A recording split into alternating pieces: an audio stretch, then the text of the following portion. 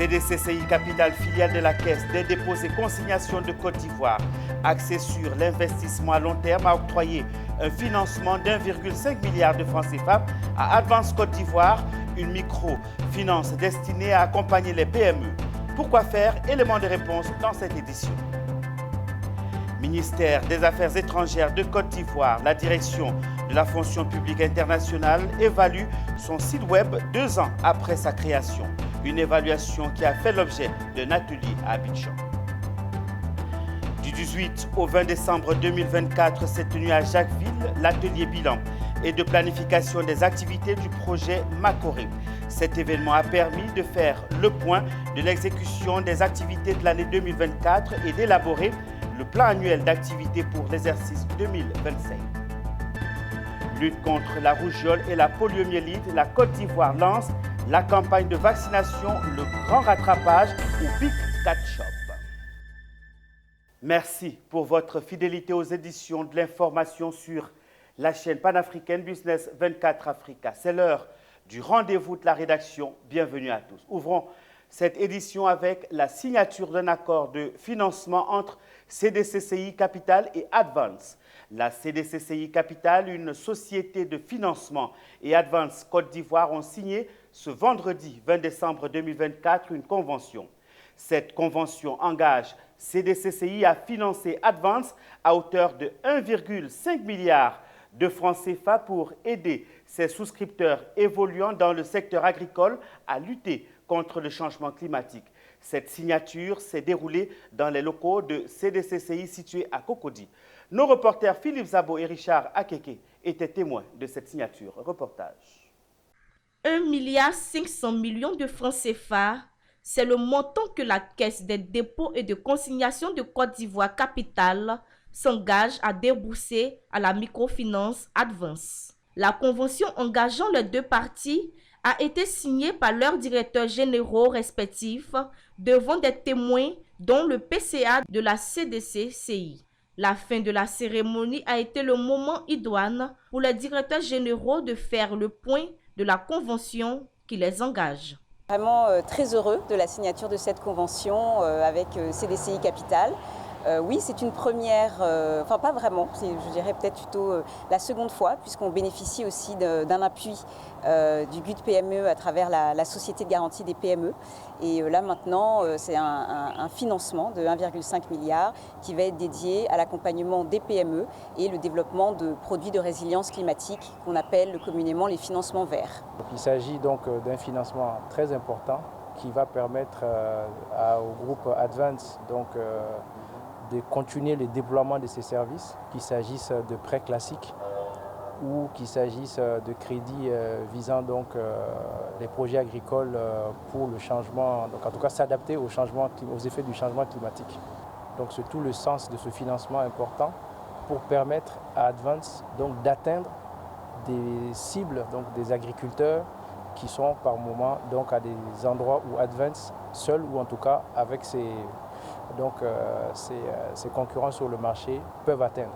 CDCCI Capital est une filiale de la Caisse des dépôts de consignation de Côte d'Ivoire. C'est une initiative publique à gestion et à gouvernance privée. Il s'agit d'un fonds d'investissement diversifié doté d'une enveloppe de 38 milliards de francs CFA. La direction de l'emploi et de la promotion de l'entrepreneuriat de la mairie du Plateau fait ses projections pour 2025. Après une première édition qui a permis de créer des opportunités d'insertion professionnelle pour les jeunes du Plateau, la direction a organisé du 19 au 20 décembre la deuxième édition des DEPE Open Days. Ces journées portes ouvertes ont pour objectif de favoriser l'employabilité des jeunes de la commune grâce à des partenariats avec les entreprises installées dans la commune. Lors de cet événement, les organisateurs ont présenté le bilan des actions menées lors de la première édition et dévoilé les perspectives pour les prochaines étapes avec une projection pour 2025, comme nous le précisent Ami Korobara et Richard Akeke. Soutenir l'employabilité des jeunes de la commune du Plateau grâce à des financements, des formations ou des reconversions professionnelles sont entre autres les objectifs de ces Open Days qui se tiennent en cette fin d'année. Une occasion pour dresser le bilan de la première édition et se projeter pour 2025. Nous avons pu financer à hauteur de 240 millions déjà, 240 millions pour l'installation de ces jeunes-là dans leur activité génératrice de revenus. Et pour ce qui est des formations, nous avons ce matin comme ça, nous avons 105 jeunes qui ont été formés dans les métiers de la pâtisserie, métiers de cosmétique, métiers de cuisine et les caisses spécialisées. 2025, on compte, en tout cas au niveau des financements, nous avons 80 jeunes que nous allons financer. Au niveau des emplois, nous envisageons 165, les stages de perfectionnement, les emplois directs, 165 jeunes. Si ces opportunités sont possibles, c'est en partie grâce à des partenariats avec plusieurs entreprises de la dite commune, comme la SNS. Avant, je bricolais les cakes et autres, mais grâce à la formation, je fais bien mes cakes, les pizzas. Quand il y a des manifestations, en tout cas, je suis à l'aise. La formation, c'était cuisine professionnelle. La mairie du plateau nous a permis de pratiquer et en même temps d'apprendre sur le champ. Je tiens vraiment beaucoup à dire merci au maire du plateau. Les journées portes ouvertes de la DEPE permettent de renforcer l'employabilité des jeunes du plateau grâce à des partenariats et des initiatives concrètes. Les organisateurs entendent continuer à offrir des opportunités professionnelles et à soutenir les initiatives des jeunes en 2025. Pendant ce temps, la direction de la fonction publique internationale du ministère des Affaires étrangères évalue son site web 2 ans après sa création. Octobre 2022, décembre 2024, cela fait exactement 2 ans que la direction de la fonction publique internationale dispose d'une plateforme d'information digitale. Quel impact, quel progrès ou quelles insuffisances 2 ans après la mise en place du site web de la DFPI, le sujet a fait l'objet d'un atelier. Issa Badini et Richard Akeke ont suivi pour nous l'ouverture des travaux.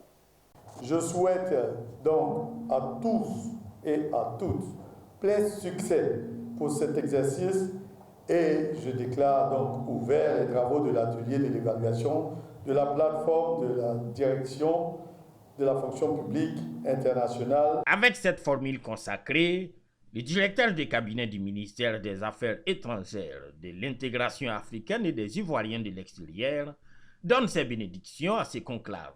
Atelier d'évaluation de la plateforme web de la direction de la fonction publique internationale créée il y a 2 ans. Cet atelier fait suite évidemment à la mise en place d'une plateforme web, une plateforme qui permet aujourd'hui aux fonctionnaires internationaux de Côte d'Ivoire de pouvoir accéder aux emplois. Donc les enjeux, c'est vraiment pour pouvoir accroître la représentativité de la Côte d'Ivoire au sein des organisations internationales et de permettre, à travers l'interconnexion avec le système des Nations Unies, dans tout système, je pense qu'il y a quand même un moment donné où il faut pouvoir se poser des questions sur le fonctionnement lui-même et aussi sur l'organisation. Donc la technologie étant ce qu'elle est, elle est en parfaite évolution et on avait souhaité faire une évaluation pour faire un point d'étape afin de pouvoir se projeter sur l'avenir, étant donné que nous sommes en technologie et qu'elle va très vite. En 2 ans, le site web de la DFPI a enregistré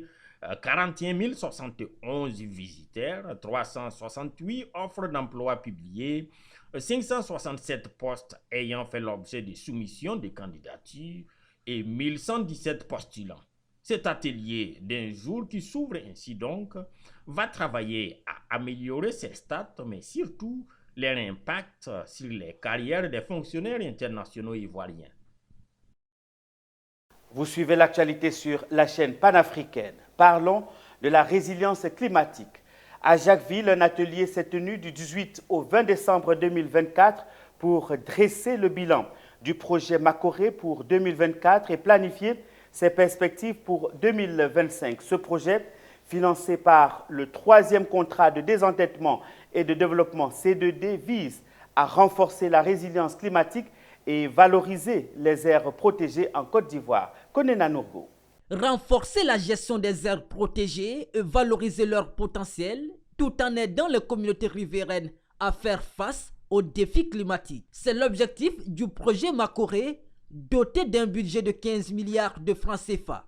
Un atelier bilan s'est tenu à Jarville pour évaluer les actions menées en 2024 et définir les priorités pour la nouvelle année, conformément au plan de travail budgétisé annuel validé. Il faut dire que pour 2024, les activités opérationnelles ont pu démarrer au terme du 3e trimestre.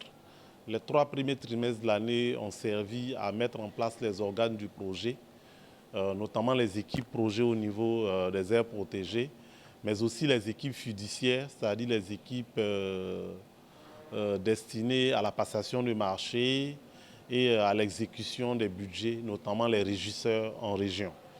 Mais malgré cela, nous avons pu démarrer les activités techniques et au terme de l'année, nous espérons être à un budget mis en œuvre d'à peu près 25%. Le projet Makoré, financé par le 3e C2D, est crucial pour préserver la biodiversité dans un contexte de vulnérabilité climatique. Les représentants des différentes parties prenantes ont participé activement aux travaux. Le bilan a montré que pour ce projet Makoré, il y a eu un léger retard dans le démarrage des activités. Donc cela nous a permis de basculer un certain nombre d'activités de 2024 sur l'année 2025. Donc nous avons environ 18 mois pour finaliser la première phase de ce projet. Et après cette première phase-là, ce sera les fonds qui sont placés au niveau de la Fondation qui vont prendre le relais dans le financement de ces 5 aires protégées. Au titre de 2024, le projet, nous avons pu déjà effectuer les décaissements au niveau de la Fondation des parcs et réserves, ce qui va permettre quand même le financement des aires protégées qui sont la réserve du Haut-Bandama et la réserve de Mabiyaya. L'atelier s'est achevé sur des recommandations visant à optimiser les ressources disponibles et à amplifier l'impact des actions du projet Makoré sur le terrain. La page santé de cette édition à présent. Le ministère en charge de la Santé a procédé ce lundi 19 décembre à Marcory au lancement officiel du grand rattrapage ou Big Catch-up des enfants de 0 dose et sous-vaccinés en routine de 0 à 59 mois couplée à la supplémentation en vitamine H chez les enfants de 6 à 59 mois. Cette opération qui se tiendra jusqu'au 23 décembre sur l'ensemble du territoire ivoirien. Les détails avec Eunice Bogou et Christian Gueye. 2 gouttes de vaccin dans la bouche de ce bébé pour le préserver de la poliomyélite. La campagne nationale de vaccination contre la rougeole et la poliomyélite vient ainsi d'être lancée officiellement par le professeur Mamadou Samba, directeur général de la santé. Du 19 au 23 décembre, les agents vaccinateurs vont sillonner les 113 districts sanitaires du pays pour administrer des doses de vaccins aux enfants de 0 à 59 mois. Cette initiative consiste au rattrapage des enfants 0 dose et sous-vaccinés en routine âgés de 0 à 59 mois dans les 113 districts de Côte d'Ivoire. Cette opportunité sera couplée bien sûr à la supplémentation en vitamine A chez les enfants de 6 à 59 mois. Les défis auxquels nous faisons face sont énormes. Il s'agit de cibler ces enfants particulièrement. La coordinatrice du programme OMS Côte d'Ivoire, Fatim Tal, a encouragé les populations et le personnel de santé et les médias à adhérer à la volonté nationale de voir disparaître cette maladie invalidante. Chaque année, la vaccination permet d'éviter 3,5 à 5 millions de décès dus à des maladies telles que la diphtérie, le tétanos, la coqueluche, la grippe et la rougeole. Cependant, la pandémie de Covid-19 et les perturbations qu'elle a engendrées ont mis à rude épreuve les systèmes de santé de 2020 à 2023. Les journées nationales de vaccination contre la rougeole et la poliomyélite visent à éradiquer la maladie en Côte d'Ivoire. Revenons sur cette actualité de la santé. Le directoire de Cordi Santé a organisé une conférence de presse ce jeudi 20 décembre 2024 dans la commune de Yopougon. Cette rencontre visait à informer les membres du syndicat de la situation de la lutte conduite par la Cordi Santé en 2024, les perspectives de 2025 et les revendications sectorielles portant sur l'octroi de l'indemnité de sujétion sanitaire.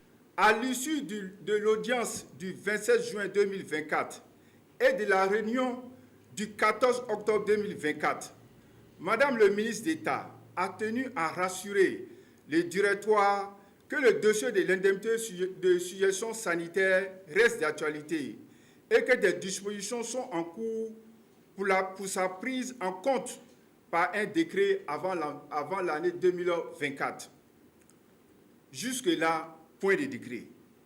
C'est pourquoi, à moins de 2 semaines de la fin de l'année 2024, période de patience et de confiance que le directoire a accordé à Madame le ministre d'État Anne Désiré Oulouto, et également période d'apaisement que la base a garantie dans le secteur santé, il nous paraît important de faire ce point d'information sur notre dossier de lutte commune. Au vu de l'activation de tous les organes de dialogue social de la fonction publique et des propos toujours rassurants tenus par Madame le ministre d'État lors de la rencontre du mardi 3 décembre dernier avec tous les syndicats du fonctionnaire, le directoire reste confiant et invite tout le personnel de santé à garder le cap de l'espoir et à observer les promesses faites en ce qui concerne les propositions du comité mises en place.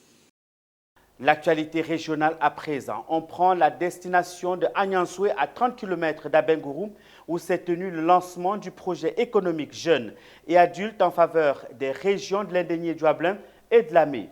C'est une initiative de l'ONG internationale Save the Children avec le soutien financier de la société évéicole mondiale Olam Agri-Robert Côte d'Ivoire qui fait de l'autonomisation des jeunes, des femmes et des familles à revenus modestes leur leitmotiv. On voit tout cela avec Anissé Kouadio, notre correspondant dans l'Indénié-Douablin. La société Olam Agri a décidé d'accompagner financièrement l'ONG Save the Children International en mettant en œuvre le projet d'autonomisation économique à l'endroit des jeunes et adultes afin d'accompagner les efforts du gouvernement de la République de Côte d'Ivoire. Permettre aux familles en général dans la région de la Lamé et de l'Indénié-Douablin de marquer une étape importante dans leur engagement commun en faveur d'un avenir meilleur. Le top départ de ce projet a démarré dans la région de l'Indénié-Douablin, précisément à la salle de réunion de la sous-préfecture d'Agnansoué, à 30 km d'Abengro. Ce projet de 2 ans vise à renforcer les capacités des groupes d'épargne avec associations villageoises d'épargne et de crédit à travers l'accompagnement à la mise en œuvre d'activités génératrices de revenus communes, également à offrir aux jeunes âgés de 18 à 24 ans des opportunités d'apprentissage, de développement. Ce projet donne une nouvelle étape à notre engagement envers la communauté productrice d'EVIA et plus largement nos populations dans les 2 régions de le projet, leur permettant d'intégrer un nouveau milieu professionnel pour se familiariser avec le monde de l'entreprise et apprendre des compétences de travail. Ce projet a été parfaitement présenté par les experts aux autorités préfectorales, aux différentes communautés et aux populations dans toute sa globalité et avec les différents axes d'intervention. Toute la reconnaissance de l'État de Côte d'Ivoire que nous représentons, nos autorités préfectorales, et la reconnaissance des populations dans leur ensemble, mais plus particulièrement des jeunes et des femmes, qui à travers ce projet pour lequel nous sommes là, vont être des gens qui vont s'accomplir dans leur vie. Le lancement de ce projet d'autonomisation économique à l'endroit des jeunes et adultes afin de soutenir les initiatives du gouvernement de la République de Côte d'Ivoire. À Bouaké, c'est la poursuite de la lutte contre les violences basées sur le genre. La plateforme de la société civile pour la paix et la démocratie, section Bouaké, a sonné la mobilisation lors de la campagne des 16 jours d'activisme contre les violences basées sur le genre, en abrégé VBG.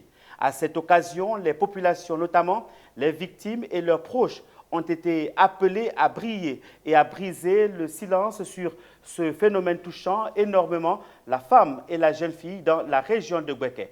Suivons le reportage de notre correspondant régional, Emmanuel Bonzo. Pour marquer cette campagne des 16 jours d'activisme contre les VBG, la plateforme de la société civile pour la paix et la démocratie de Bouaké a porté son action sur la sensibilisation des femmes et des jeunes filles issues d'organisations féminines. Message essentiel à leur endroit, alerter et dénoncer les cas de violence observés dans leur milieu de vie. Mais à travers ces actions, on voit qu'il y a plus de dénonciations.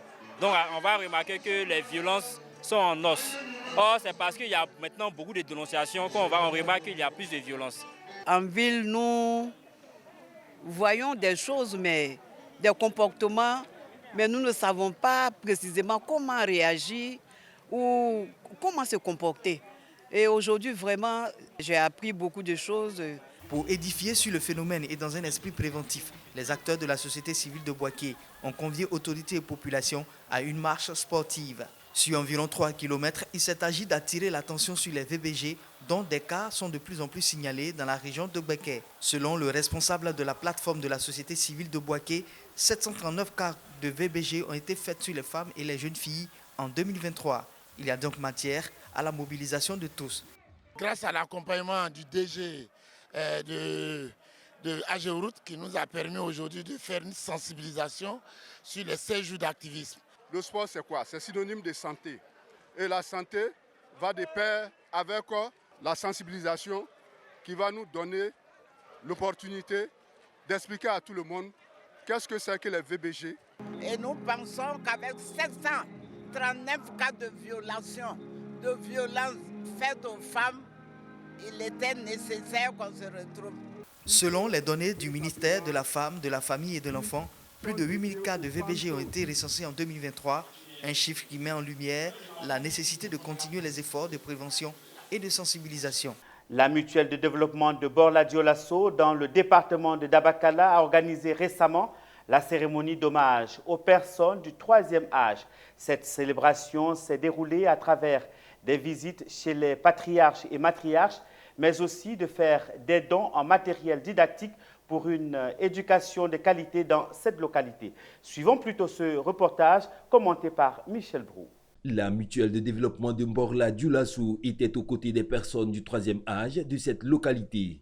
Cette marque de soutien envers cette catégorie sociale a débuté par une marche de procession à leur domicile respectif. C'est d'abord la doyenne du village, Adja Maouya Diabagate, née vers 1928, qui a accueilli la joyeuse procession. Ensuite, El Hadj Aboulaye Gambouté, dit Ladji Yeye, âgé de 80 ans. Les membres de la mutuelle ont poursuivi leurs actions en offrant des kits scolaires et supports didactiques. Nous sommes venus pour sensibiliser les parents sur l'école, leur dire que leurs enfants sont l'avenir du village, mais il faut les encadrer au mieux qu'on peut. Donc nous sommes venus regarder les infrastructures, voir les travaux qui sont en cours, voir les projets pour lesquels nous sommes bénéficiaires, et puis ensemble, faire en sorte qu'autour de l'école, il y ait une solidarité communautaire. Notre jeunesse, naturellement, comme toute jeunesse du pays, a besoin, par exemple, d'un foyer de jeunes pour s'épanouir quand les moments des vacances arrivent. Nous avons aussi une population très jeune, donc les femmes, et on a des projets naturellement pour les femmes. Le président du conseil régional, par ailleurs ministre de la transition numérique, Khalil Konaté, nous a toujours d'ailleurs aidé dans ce sens-là. Et je pense qu'il a des projets aussi pour cette jeunesse-là, les jeunes et les femmes de Borla-Dioulasso.